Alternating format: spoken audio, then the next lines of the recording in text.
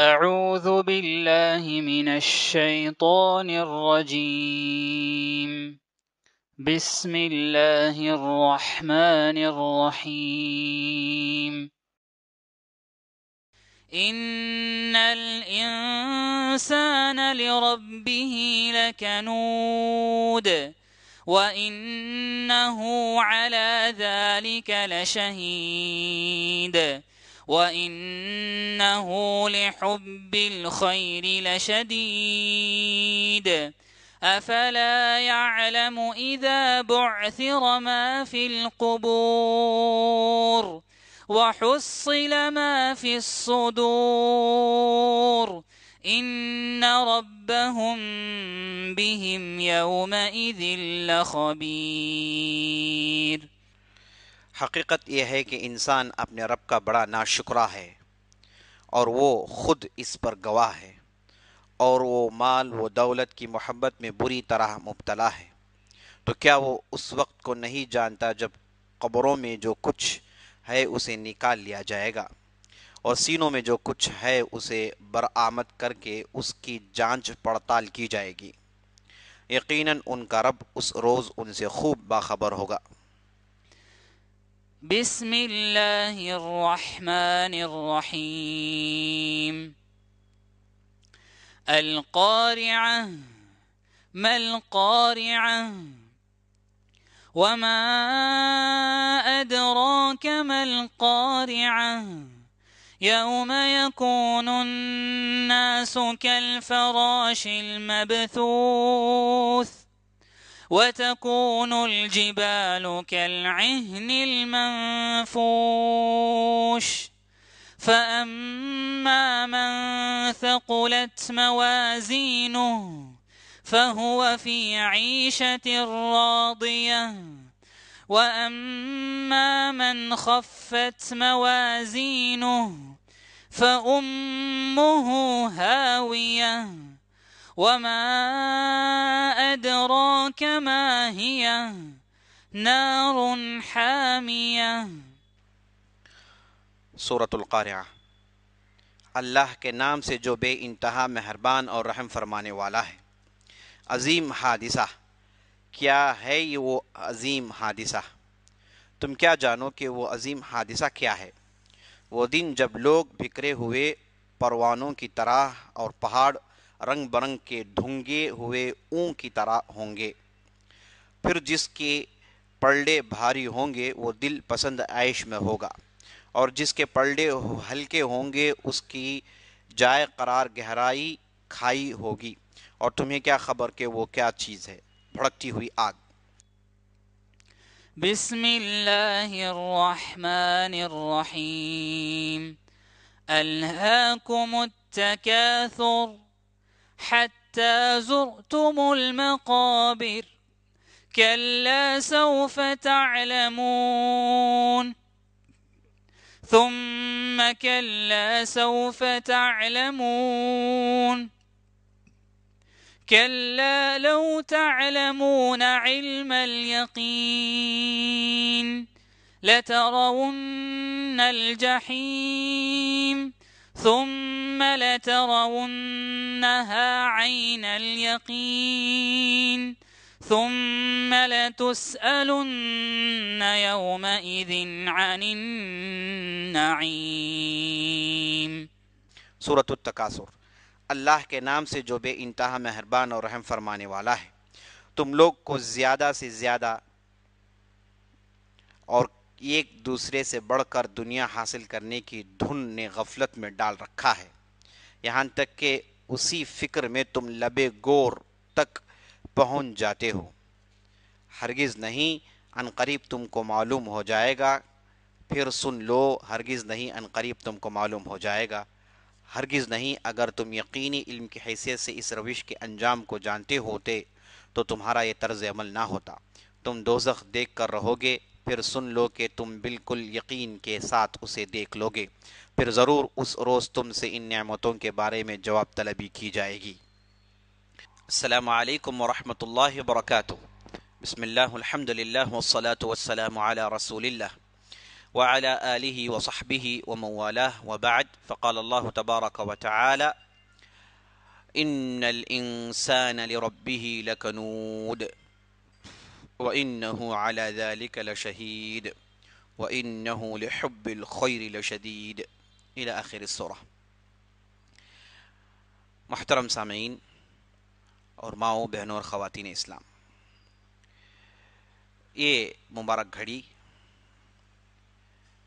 تہجد کا موقع، برکت والا موقع، اس موقع پر اللہ کے کلام کے ساتھ اللہ کے کلام کی سمجھ اور اس کی آیتوں کو جاننے کی کوشش، یہ بہت ہی مبارک عمل ہے. عزیز دوستو، اللہ سے دعا کریں کہ اللہ رب العزت ہماری ان محنتوں کو قبول فرمائے اور ان کے پاداش میں ہماری عاقبت کی زندگی کو چین و سکون سے بھر دے.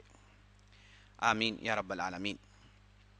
گزشتہ کی مجلس میں ہم نے سورۃ العادیات کی تفسیر کا آغاز کیا اور شروع کی 5 آیتوں کی تشریح و تفسیر ہم نے سنی. اب چلیے آگے بڑھتے ہیں.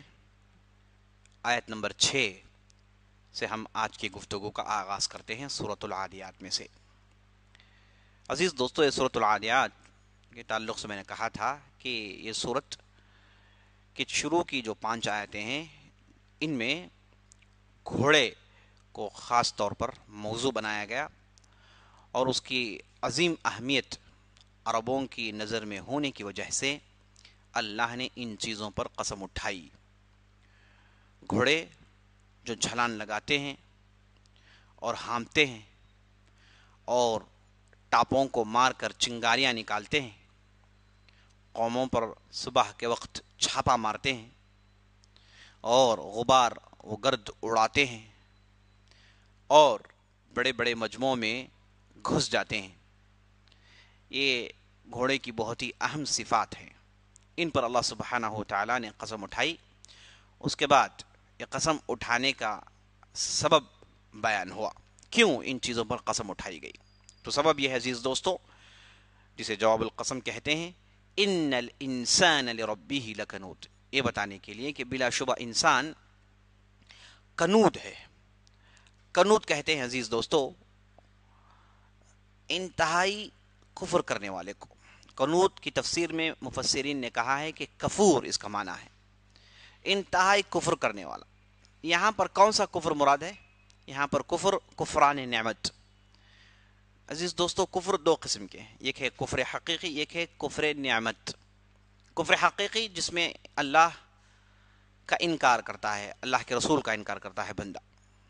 لیکن کفران نعمت میں یعنی اللہ کی نعمتوں کا انکار، اللہ کی نعمتوں کے تعلق سے غفلت، یہ سمجھنا کہ یہ چیزیں ایسے ہی آ رہی ہیں، سب کو آ رہی ہیں تو مجھے بھی آ رہی ہیں، یہ سمجھنا، یہی کفران نعمت.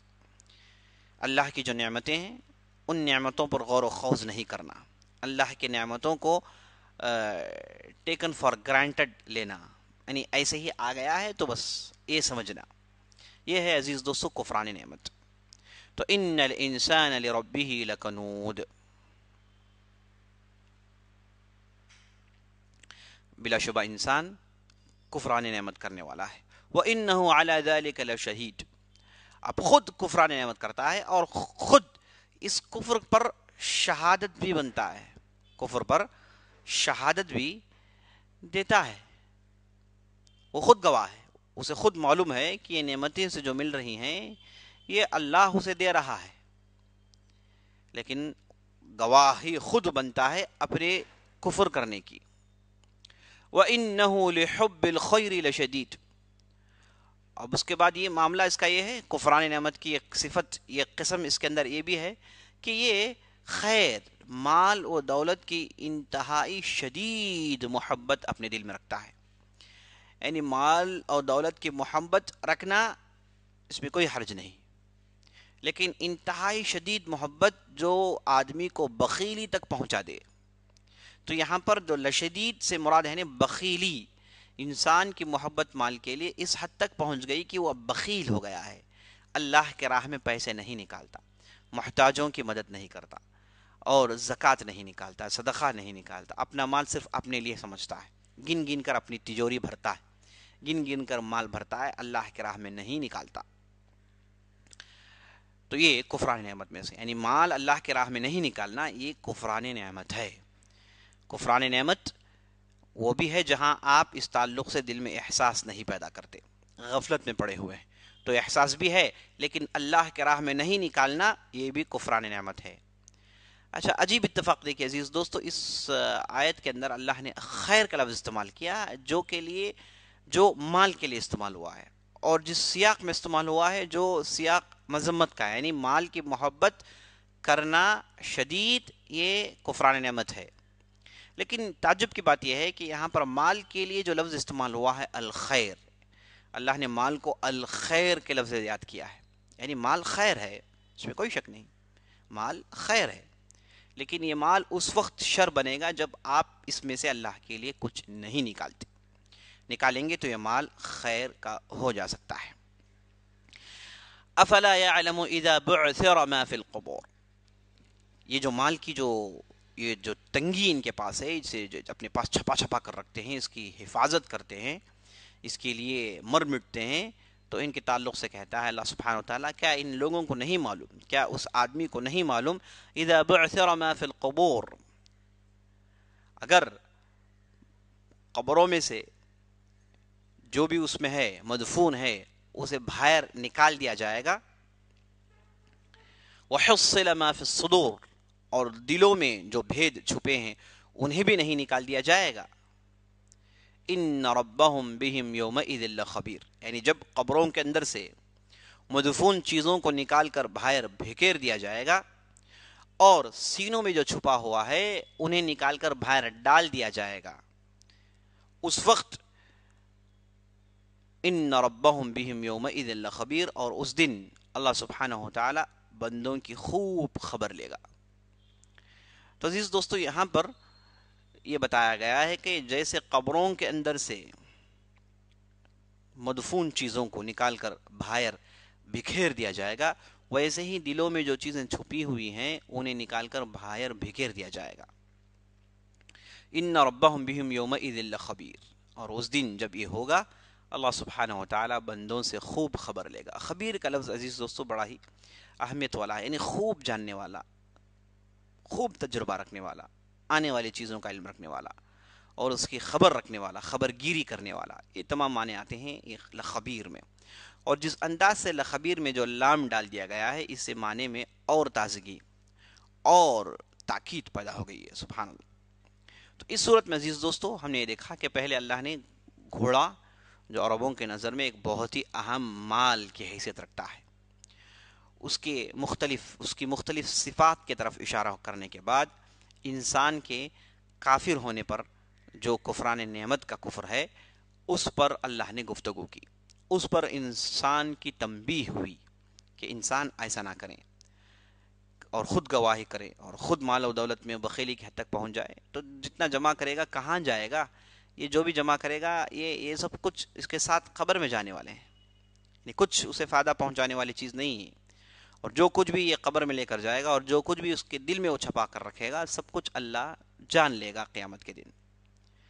تو یہ بہت ہی اہم صورت ہے عزیز دوستو، اسے بار بار پڑھنا چاہیے تاکہ انسان اپنی غفلت میں پڑی ہوئی زندگی سے باہر نکلے اور حقیقی زندگی میں زندگی بسر کرے۔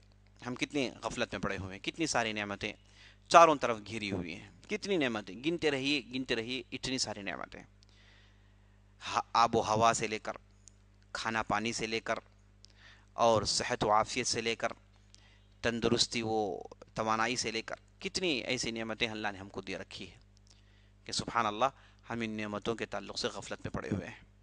اور قیامت کے دن عزیز دوستو ہر چیز کے تعلق سے پوچھا جائے گا۔ آپ صلی اللہ علیہ وسلم سے مروی ہے کہ لا يزول قدم عبد حتى يسأل عن ثلاث، بعض روایتوں میں حتى يسأل عن خمس، بندوں کے قدم قیامت کے دن اپنی جگہ سے نہیں ہلیں گے جب تک کہ وہ 3 چیزوں کے تعلق سے جواب دہ نہ ہو جائے، یا پھر 5 چیزوں کے تعلق سے۔ اس میں سب سے پہلے اس کے عمر کے تعلق سے پوچھا جائے گا، اس کے صحت کے تعلق سے پوچھا جائے گا، اس کے مال کے تعلق سے پوچھا جائے گا۔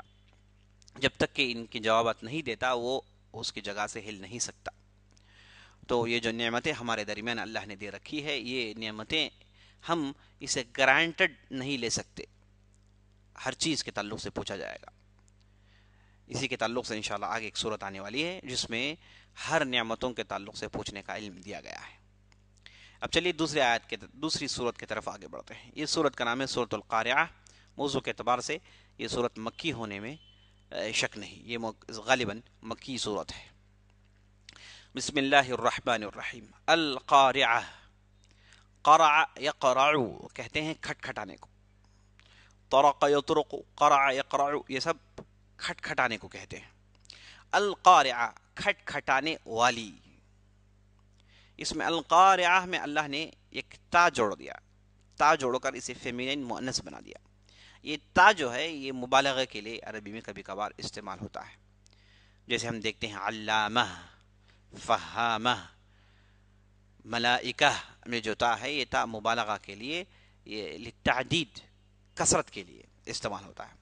تو یہ جو کھٹکھٹانے والی ہے یہ بھیانک کھٹکھٹائے گی، یہ معنی اس کے اندر پیدا ہو جاتا ہے. القارعہ یعنی بھیانک انداز سے جھنجھوڑ کر ہلا کر رکھ دینے والی، یہ معنی اس کے اندر آتا ہے دوستو. القارعہ، مل قارعہ، اور یہ قارعہ کیا ہے؟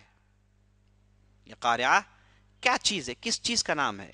کسے قارعہ کہتے ہیں؟ دیکھیں اسلوب کتنا بہترین ہے. یعنی سوالیہ انداز، سوال کو اگر پوچھا جائے تو جواب کے انتظار میں ہوتے ہیں. تو سوال پوچھتے ہی آدمی جواب دینے کے لیے اس کا دل تیار ہوتا ہے. اگر وہ جواب نہیں جانتا تو غور سنے گا. تو اسی لیے تعلیم میں بہترین انداز یہ سوال جواب کا انداز ہے. تعلیم میں کئی طریقے ہیں، کئی گوشے ہیں، اس میں سے ایک گوشہ سوال جواب کا بھی ہے. تو آدمی سوال جواب کے اس سلسلے کو جب تک باقی رکھے گا وہ اپنی تعلیم کو بہترین انداز سے ادا کر سکتا ہے، تعلیم کی خدمات کو بہترین انداز سے ادا کر سکتا ہے. تو یہ جو سوال جواب کا اسلوب ہے یہ اصل میں قرآن سے لیا گیا ہے. دیکھیے قرآن میں کتنی جگہ ہم نے دیکھا کہ یہ اسلوب کو اللہ نے استعمال کیا. القارعہ مل قارعہ، یہ قارعہ کیا چیز ہے؟ وما ادراک مل قارعہ، اور پھر وہی چیز کو دہرایا گیا کہ آپ کو کیا معلوم کہ قارعہ کیا ہے. یعنی معنی یہ کہ آپ کو اس تعلق سے معلوم نہیں، اب ہم آپ کو علم دے رہے ہیں، اس علم کو آپ لے لیجئے. تو ایک ہی لفظ کو عزیز دوستو 3 جگہ اللہ نے اسے دہرایا تاکہ پڑھنے والے کے اندر وہ اسلوب کی چاشنی پیدا ہو جائے اور اسلوب اس کے اندر غیر معمولی تاثیر پیدا کرے اور اس کا دل مہیا ہو کر تیار ہو جائیں آنے والے اس میسیج، اس خبر کو لینے کے لیے.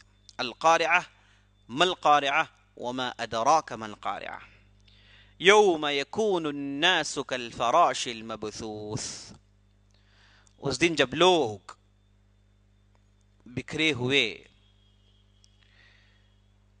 ہوئے تتلیوں کی طرح ہوں گے، بکھرے ہوئے تتلیوں کی طرح ہوں گے. یعنی اس دن لوگ قبروں سے اس انداز سے اور اس تعداد میں نکلیں گے جو انگنت ہوں گے، اور دور سے دیکھنے والا انہیں ایسے محسوس کرے گا کہ گویا کہ یہ تتلیوں کا ایک جھنڈ ہے. تتلیاں ہیں جیسے آسمان میں بڑی تعداد میں اڑ کر آتی ہیں، جہاں دیکھیں آپ یہ چھائی رہتی ہیں آسمان میں، زمین میں چاروں طرف چھائی رہتی، اتنی ان کی بڑی تعداد ہوتی. اس انداز سے لوگ اپنی اپنی قبروں سے نکل کر آئیں گے. یوم یخرجون من الاجداث کانہم الی صراع یوفضون. اللہ کہتا ہے کہ اس دن اپنی اپنی قبروں سے نکلیں گے گویا کہ کوئی ایک ہدف ہے، کوئی ٹارگٹ ہے، اسے حاصل کرنے کے لیے یہ لوگ دوڑ لگا رہے ہیں. یعنی اتنی تعداد میں اپنی اپنی قبروں سے نکل کر آئیں گے جو بڑا ہی بھیانک ہولناک منظر ہوگا. سبحان اللہ. وَتَكُونُ الْجِبَالُ كَالْعِهْنِ الْمَنْفُوشِ. اور اس دن یہ جو پہاڑ ہم دیکھتے ہیں یہ اون جیسے ہو جائیں گے. اون، رنگ برنگین اون، اون کہتے ہیں روئی کو، یعنی روئی جیسے ہو جائیں گے.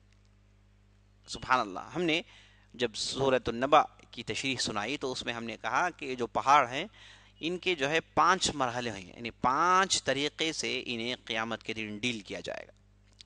پہلے انہیں چلایا جائے گا، پھر انہیں پھوڑا جائے گا، ریزہ ریزہ کیا جائے گا، روئی کی طرح بنا دیا جائے گا، اور اس کے بعد پھونک مار کے انہیں اڑا دیا جائے گا.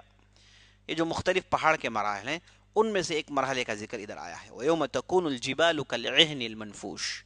یعنی رنگ برنگین اون کی طرح یہ پہاڑ نظر آئیں گے، یعنی جو روئی کی طرح ہیں. سبحان اللہ.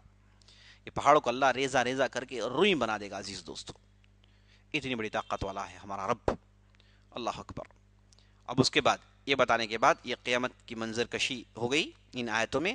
اب بات کو آگے بڑھایا جا رہا ہے، یعنی یہ قیامت کا دن ہے. اے انسان، تیرا موقف اس عظیم دن میں کیا ہوگا، اور تیرا حشر اس عظیم دن کیا ہونے والا ہے، اس کی طرف اشارہ ہے.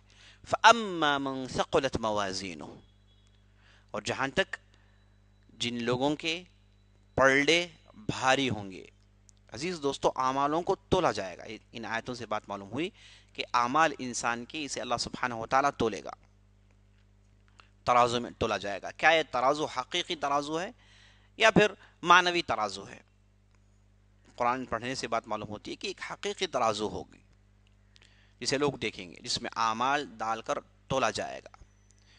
جس پلڑے کو بھاری پایا جائے گا اس کے حساب سے اس کا فیصلہ ہوگا. اللہ اکبر. تو یہ پلڑوں کو، ترازو کو تولنا، اعمال ناموں کو تولنا ترازو کے ذریعے سے، یہ قیامت کے دن ایک بہت ہی اہم کام ہے. فَأَمَّا مَنْ ثَقُلَتْ مَوَازِينُهُ، ثقلت کہتے ہیں وزندار ہونا، موازین میزان کی جمع ترازو کہتے ہیں. جس کے ترازو کے پلڑے، جس طرف پلڑے ہوں بھاری ہو جائیں گے، فَهُوَ فِي عِيشَةٍ رَاضِيَةٍ، یہ آدمی تو بڑے ہی زبردست زندگی میں ہوگا. اس کی زندگی کے رنگینیاں کچھ اور ہوں گی، بڑے ہی عیش و عیاشی میں ہوگا، عیش کرے گا قیامت کے دن. یعنی اچھے اعمال ہیں تو اس کے لیے عیش ہے، اس کے لیے زبردست زندگی ہے، بڑی خوبصورت زندگی ہے، مزے لینے والی زندگی ہے. فَهُوَ فِي عِيشَةٍ رَاضِيَةٍ. وَأَمَّا مَنْ خَفَّتْ مَوَازِينُهُ، اور جن کے پلڑے کمزور پڑ جائیں گے، ہلکے پڑ جائیں گے، فَأُمُّهُ هَاوِيَةٌ، اور جس کے اعمال نامے، جس کے پلڑے کمزور پڑ جائیں گے، ان کے سر کے بل پر انہیں آوندہ کر کے نیچے ڈھکیل دیا جائے گا. یعنی یہاں پر امہ سے مراد اس کا سر نہیں ہے. ام کہتے ہیں ماں کو، اس ام سے مراد یہاں پر اس کا سر ہے. اصل میں عربی میں ام کہتے ہیں ماں کو، ام کہتے ہیں ماں کو. تو فَأُمُّهُ یعنی اس کی ماں نہیں مراد. ام عربی میں انسان کے ایک اہم اعضاء کو بھی کہتے ہیں، یعنی سر کو بھی ام کہتے ہیں. تو انسان جو ہے اس کے سر کے بل وہ پھینک دیا جائے گا جہنم میں، یعنی جہنم میں آوندہ گرے گا بالکل. فَأُمُّهُ هَاوِيَةٌ وَمَا أَدْرَاكَ مَا هِيَ، یعنی یہ ہاویہ یعنی جہنم میں گرے گا، اوپر سے نیچے جائے گا تو وہ کہاں جائے گا؟ کیا جانتے ہیں آپ؟ وَمَا أَدْرَاكَ مَا هِيَ، وہ کیا ہے؟ آپ کو کیا معلوم اس کی حقیقت؟ نَارٌ حَامِيَةٌ، یہ جہاں اسے پھینکا جائے گا وہ دہکتی ہوئی آگ ہوگی، بھڑکائی ہوئی دہکتی ہوئی آگ ہوگی جس میں اسے پھینک دیا جائے گا. یعنی اعمال ہی فیصلہ کریں گے. انسان اگر نیک عمل کر کر آیا ہے تو عیش کرے گا، بدیوں کے ساتھ پہنچے گا تو جہنم میں جائے گا. مختصر یہی ہے، ایز سمپل ایز دس. یہی مختصر ہے کہ اچھے اعمال ہیں جائے گا. اچھے اعمال میں عزیز دوستوں سب سے پہلے چیز ایمان، اسلام، دل کی صفائی، دل کی عبادت، پھر زبان کی عبادت، پھر اعضاء کی عبادت. یہ عبادتوں کو جوڑ کر انسان اللہ کے پاس پہنچے گا. اور قیامت کے دن عزیز دوستو جو پہلا سوال ہوگا وہ سوال انسان کے اعمال میں سے کہ وہ سب سے پہلے فیصلہ خون کا فیصلہ ہوگا، لیکن سوالات میں ایمان، لا الہ الا اللہ کا کس حد تک یہ پابند رہا. مجھے یہاں پر ایک نبی صلی اللہ علیہ وسلم کی حدیث یاد آتی ہے جسے حدیث البطاقہ کہتے ہیں. بندوں میں بعض بندے ایسے ہوں گے جن کے پلڑے اعمال کے کمزور پڑ جائیں گے. اس وقت ایک کارڈ، ایک شناختی کارڈ نکال کر اس میں لا الہ الا اللہ لکھ کر اس پلڑے میں ڈال دیا جائے گا جو پلڑا ہلکا ہونے کی وجہ سے اوپر آ گیا تھا. تو جیسے ہی یہ لا الہ الا اللہ کا یہ شناختی کارڈ اس میں پڑے گا تو نیچے آ جائے گا پلڑا. یعنی لا الہ الا اللہ ایک کافی ہے تمام اعمال کے اوپر. اور بعض روایتوں سے بات معلوم ہوتی ہے کہ بعض بندے آئیں گے اللہ کے پاس جن کے پاس کچھ بھی اعمال نہیں ہوں گے، اور اللہ پوچھے گا کہ کیا کر کر آئے ہیں؟ کہے گا کہ اے اللہ میں صرف شرک نہیں کیا ہوں. تو اللہ سبحانہ و تعالیٰ کہے گا اتیت بقرابها مغفرہ، ہم تم نے جو بھی کیا ہے اسے ہم مغفرت میں تبدیل کر دیتے ہیں، ہم انہیں معاف کر دیتے ہیں. تو عزیز دوستو اس حد تک لا الہ الا اللہ توحید کی اہمیت ہے. تو ساتھ یہ بھی جان لیجیے عزیز دوستو، اگر کسی نے توحید پر عمل کیا، اس کے پاس برائیاں ہیں، اللہ سبحانہ و تعالیٰ اسے معاف کرنے کا امکان ہے، ضروری نہیں. ہو سکتا ہے اللہ چاہے تو پکڑے. تو جو لوگ جن کے پاس توحید ہے وہ بھی ہو سکتا ہے جہنم میں جائیں، لیکن ایک دن واپس جنت میں آئیں گے، یہ گارنٹی ہے. لیکن جن کے پاس توحید کی بھی اہمیت نہیں، توحید کا وہ خزانہ نہیں، جن کے سینے توحید کے خزانے سے خالی ہیں، تو وہ ہمیشہ جہنم میں رہیں گے. صرف نام میں عربی ہونا عزیز دوستو ایمان کی گارنٹی نہیں ہے. کتنے ایسے ہوں گے جن کے نام عربی میں ہوں گے، دعویٰ اسلام کا ہوگا، لیکن دل میں ایمان نہ ہونے کی وجہ سے، کلمہ شہادت کی حقیقی معنی اس کے دل میں نہ ہونے کی وجہ سے نعوذ باللہ وہ جہنم میں ہمیشہ کے لیے رہے گا. تو اس غفلت میں نہ رہیں کہ ہم ایک مرتبہ لا الہ الا اللہ پڑھ دیتے ہیں تو کافی ہے. نہیں، لا الہ الا اللہ کا جو اصل مغز ہے، اصل اس کی جو بنیاد ہے وہ توحید ہے. یہ توحید ہماری زندگی میں کس حد تک ہے یہ ہم کو جاننا ضروری ہے عزیز دوستو. اس مبارک موقع پہ اللہ سے دعا کیجیے کہ اللہ ہمیں توحید پر ہمیشہ کامزن رکھے، توحید کے لیے مر مٹنے کے لیے اللہ ہمیں تیار کر لے، اور توحید کی نشر و اشاعت یہ ہمارے معاشرے میں عام کرنے کی اللہ ہمیں توفیق بخشے. تو یہاں پر یہ مبارک صورت ختم ہوتی ہے. اب چلیے ہم دوسری صورت کی طرف آگے بڑھتے ہیں. یہ صورت کا نام ہے سورۃ التکاثر. اس صورت کے موضوع پر ہم غور کرتے ہیں تو بات معلوم ہوتی ہے کہ سورہ مدنی صورت ہے، مدنی صورت ہے اور مدینے میں نازل ہوئی ہے. تو یہ صورت کو سورۃ التکاثر کہتے ہیں. الہاکم التکاثر بھی کہا گیا ہے. الہاکم التکاثر پہلی آیت. الہا یلہی کہتے ہیں غفلت میں ڈالنا. الہا یلہی کہتے ہیں لہو لغو میں ڈالنا کسی کو. الہاکم التکاثر. التکاثر کہتے ہیں زیادتی کی خواہش، آپس میں زیادتی کی خواہش کر لینا. کیا معنی؟ یعنی ان کے پاس فلاں چیز زیادہ ہے تو میرے پاس بھی وہ چیز زیادہ ہو. کسی بھی چیز میں حد سے زیادہ زیادتی کی خواہش کرنا، مال میں، دولت میں، دوسری نعمتوں میں، ہر چیز میں زیادہ کی خواہش ہے نا. افلوئنس کی خواہش زیادہ ہو، زیادہ آسائش ہو، زیادہ انجوائے کریں، زیادہ ہر چیز کی جو زیادتی ہے عزیز دوستو یہ اسلام میں اسے روک دیا گیا ہے. زیادتی ہر چیز میں زیادتی کی خواہش نہ ہو، یعنی حد سے زیادہ خواہش کسی بھی چیز سے نہ ہو. آدمی کا دل اللہ سے لگا ہو، آدمی کا دل آخرت سے لگا ہو. دنیاوی خواہشات ہوں، انسان ہونے کے ناطے ہو سکتے ہیں، لیکن زیادتی اور آپس میں اس زیادتی میں مقابلہ کر لینا، جو ہمارے پاس آج معاشرے میں دیکھتے ہیں. کسی کے پاس کچھ موبائل ہے تو فلاں گئے وہ بھی اپنے ایک عمدہ موبائل لے کر پہنچ گئے، اور یہ گئے پھر یہ اپنے موبائل کو بدلتے ہیں.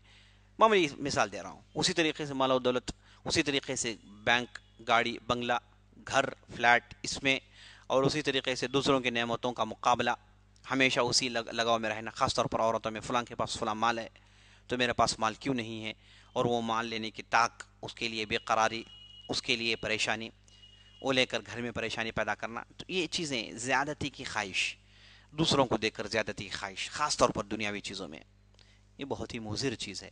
یہ ہوتا یہ ہے کہ یہ آدمی کو غفلت میں ڈال دیتا ہے. کتنی صحیح بات ہے، سبحان اللہ. جب آدمی کسی کا مقابلہ کرنے لگتا ہے تو وہ اس تعلق سے بہت ہی سیریس ہو جاتا ہے اور وہ دوسری چیزوں کو بھلا دیتا ہے، اسی چیز کو حاصل کرنے کے پیچھے لگ جاتا ہے. یہاں پر بات عزیز دوستو ضروریات کی نہیں ہے. انسان کی زندگی کے لیے جو ضروریات ہیں، جو لوازمات ہیں، اسے حاصل کرتا ہے، کوئی قباحت نہیں. لیکن ضروریات پوری ہو گئی، کمالیات پوری، حاجیات پورے ہو گئے، پھر کمالیات کا درجہ نہیں، جس کی کوئی ضرورت نہیں اس میں مقابلہ کرنا، اس میں میچ کرنا، یہ بہت ہی خطرناک ہے. اس سے آدمی غفلت میں پڑ جاتا ہے. اور کتنی صحیح بات ہے، کتنے ہمارے معاشرے میں مالدار ہیں، ہم دیکھتے ہیں کہ وہ صرف اور صرف اپنے مال کی زیادتی کے پیچھے اس لیے پڑے ہیں کہ کوئی دوسرا آدمی ان جیسا اس کے پاس فلاں چیزیں ہیں تو یہ اس کے پیچھے پڑے رہتے ہیں. تو یہ مال کی زیادتی کے تعلق سے غفلت میں پڑے رہنا یہ کتنا مضر ہے، یہ ہم کو جان لینا چاہیے. اس سے آدمی نقصانی اٹھاتا ہے، ذہنی پریشانی اور پریشر محسوس کرتا ہے، اور اس کے بعد دل ہی الجھاؤ، دل ہی الجھنیں کتنی ہوتی ہیں.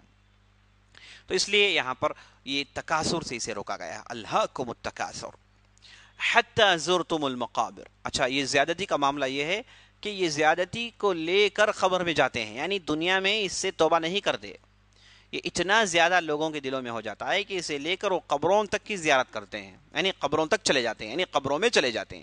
تب تک یہ زیادتی کی خواہش ان کے دل میں ہوتی ہے، امیدیں، امنگیں، خواہشیں. ہر خواہش ایسی کہ ہر خواہش میں دم نکلے، جیسے کہا کسی شاعر نے. وہ صحیح ہے بالکل. آپ صلی اللہ علیہ وسلم کی حدیث میں بات موجود ہے کہ آپ صلی اللہ علیہ وسلم نے ایک مرتبہ مٹی میں ایک سکوائر بنایا. ویژول ڈسکرپشن آپ صلی اللہ علیہ وسلم نے صحابہ کو دیا, اور اس سکوائر سے, یعنی یہ جو سکوائر آپ صلی اللہ علیہ وسلم بنایا, اس کے بیچ میں سے ایک لکیر کھینچتے ہیں جو بہت دور تک پہنچتی ہے. یہ لکیر بہت دور تک پہنچتی ہے. یہ جو لکیر جو سکوائر سے باہر نکل جاتی ہے, اسے دکھا کر آپ صلی اللہ علیہ وسلم کہتے ہیں کہ انسان کی خواہشات ہیں, انسان کی امیدیں اور امنگیں ہیں, اور یہ جو سکوائر, جو ڈبہ آپ صلی اللہ علیہ وسلم جو بنایا, یہ انسان کی زندگی ہے. یعنی یہ اتنی ہی زندگی ہے, لیکن اس کی خواہشات اتنی کہ بہت دور تک پہنچتی ہیں. تو عزیز دوستو, یہاں پر وہی کہا گیا کہ خواہشات اور زیادتی اتنی کہ قبر تک بھی چلے جاتا ہے آدمی, لیکن یہ زیادتی, یہ خواہشات, یہ امنگیں اس کے ساتھ ہوتی ہیں. اسی کو آپ صلی اللہ علیہ وسلم نے ایک دوسری حدیث میں کہا کہ اگر بنی آدم کو ایک وادی بھر سونا دے دیں تو لَبْتَغَىٰ ثَانِيًا, دوسرے کی خواہش کرتا ہے, 2 دے دیں تو تیسرے کی خواہش کرتا ہے. یعنی اس کی خواہشات, اس کی کوئی حد نہیں ہے. حد سے زیادہ بڑھنا یہ انسان کے اندر ہے. تو یہاں پر اسی چیز کو اللہ نے بہترین انداز سے کہا کہ قبر کو پہنچ جاؤ گے, لیکن یہ زیادتی کی خواہش نہیں چھوڑو گے. کَلَّا سَوْفَ تَعْلَمُونَ. اچھا, یہ خواہشات کا حشر کیا ہونے والا ہے, یہ ڈیزائرز کا اینڈ کیا ہے, جان لو گے. کَلَّا سَوْفَ تَعْلَمُونَ, تم جان لو گے, ہرگز نہیں, ان قریب جان لو گے.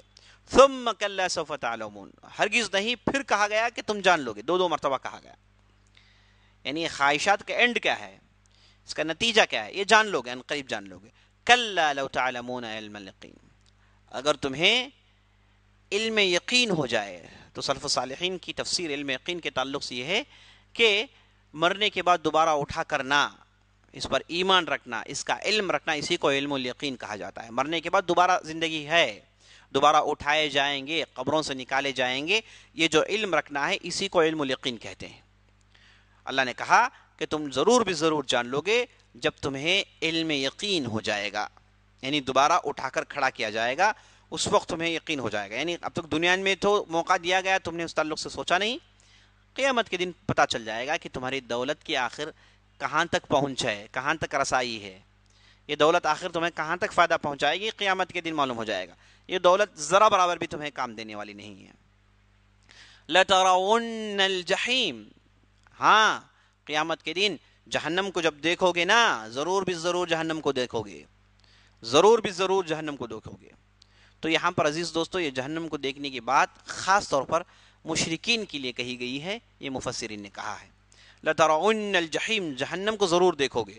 ثُمَّ لَتَرَوُنَّهَا عَيْنَ الْيَقِينِ, اپنے آنکھوں کے سامنے دیکھو گے, ضرور بھی ضرور دیکھو گے.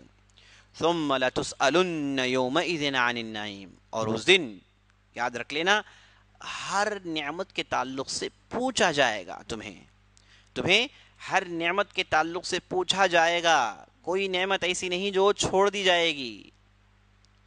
آپ صلی اللہ علیہ وسلم ایک مرتبہ اپنی مسجد میں بیٹھے تھے, اتنے میں چند صحابہ آئے. سب کا معاملہ ایک ہی تھا, سب کا پیٹ خالی تھا, سب کو زبردست بھوک لگی ہوئی تھی, لیکن کھانے کے لیے کچھ ہے ہی نہیں. سبحان اللہ, بھوک لگی ہے, کھانے کے لیے کچھ نہیں ہے. یہ حالت تھی عزیز دوستو. محمد رسول اللہ صلی اللہ علیہ وسلم جب مکے میں تھے, اور مکے کے آخری زمانے میں, اور مدینے میں جب شروع میں تھے, تو صحابہ سب تھے.